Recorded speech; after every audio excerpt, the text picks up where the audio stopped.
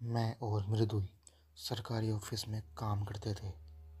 Office में कुछ ज़रूरी बात थी जो ऊपर के दफ्तरों से जुड़ी थी, इसलिए ऑफिस में सभी कर्मचारियों को एक हफ्ते की छुट्टी दी गई। ये बात सुनकर हम बहुत खुश थे।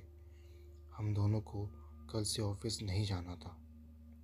तो मैंने मृदुल से पूछा कि एक अच्छी सी जगह बता कि जहाँ हम काफ़ी दिनों तक घूम सकें और वहाँ रह सकें। तो मृदुल ने मुझसे कहा कि एक जगतपुरा गांव है जहां हमें जाना बनता है।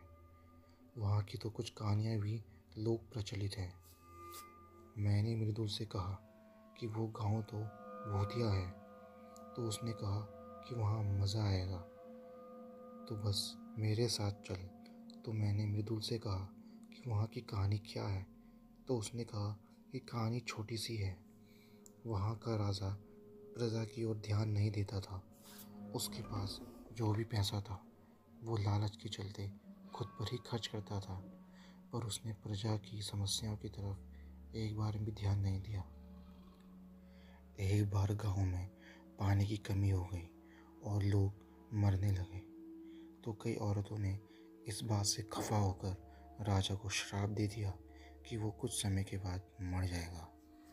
इसके बाद पूरा का पूरा गांव सूखे की चपेट में आ गया और तब से वो गांव श्रापित हो गया। लेकिन उस गांव में कोई नहीं जाता।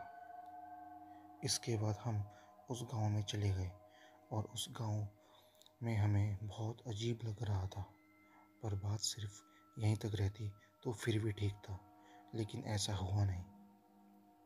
देखते ही देखते शाम हो गई और शाम से कब रात हो गई पता ही नहीं चला। हम लोग गांव से 3 किलोमीटर दूर एक होटल में रुके थे और आज हमारा प्लान गांव के अंदर रात तक रुकने का था। अब हम गांव में थे और रात के 9 बजे रहे थे। गांव के रात के 9 बजे बहुत भयानक लग रहे थे। मृदुल को प्यास लगी और वो कुएं की तरफ गया, तो उसने वहाँ पानी पीते हुए कुछ डरावनी औरतों को देखा। एक सेकंड के लिए तो वो हिल गया। उसने मुझे सारी बात बताई।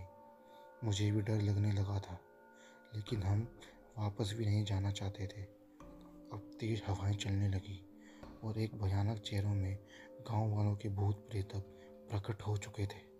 वो इधर उधर भाग रहे थे और कह रहे थे कि हमें पानी दो, हमें प्यास लगी है।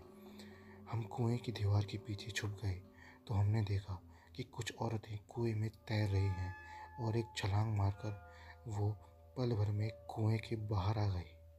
गांव में तांडव मच चुका था और मृदुल ने कड़कती बिजली की रोशनी में उन औरतों का लाल सड़ा हुआ चेहरा देखा तो उसको उल्टी आ गई और साथ में उसकी चीख निकल गई।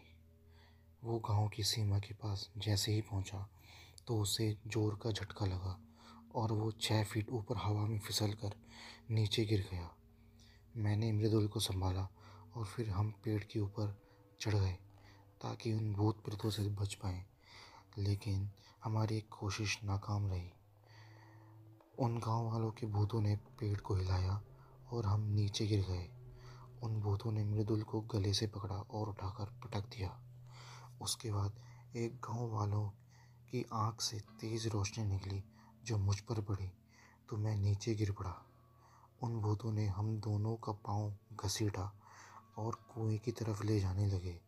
तभी मैंने लोहे का टिन उठाया और कुएं के ऊपर चला दिया, जिससे वो ठीक ढक गया, इसलिए हम कुएं में गिरे ही नहीं।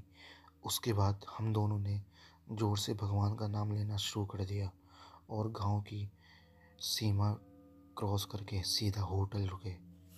हमारी ऐसी हालत को सभी होटल कर्मचारियों ने देखा तो भी हमसे कुछ नहीं कहा।